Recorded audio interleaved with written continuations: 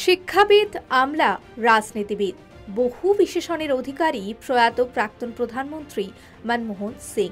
তবে গোটা ভারত তাকে মনে রাখবে সংস্কারক হিসেবে।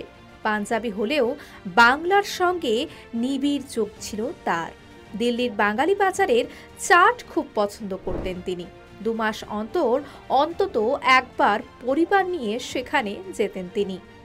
শুধু তাই নয়, মাছ ভাত ছিল প্রয়াত প্রাক্তন প্রধানমন্ত্রীর অন্যতম প্রিয় খাবার। তালিকায় থাকত ভাত, তরকারি এবং আচার। মনমোহন বাবুর মেয়ে দমন সিং তার বইয়ে এই কথা উল্লেখ করেছেন। আল্লামা ইকবাল ছিলেন মনমোহন সিং এর প্রিয় কবি। সংসদে মাঝে মধ্যে শায়েরিও বলতেন তিনি। প্রিয় রং ছিল নীল। সিংকে প্রায়ই নীল পাগড়ি পরতে দেখা যেত। তিনি নিজেই জানান, তার বন্ধুরা নীল পাগড়িওয়ালা বলে ডাকত তাকে।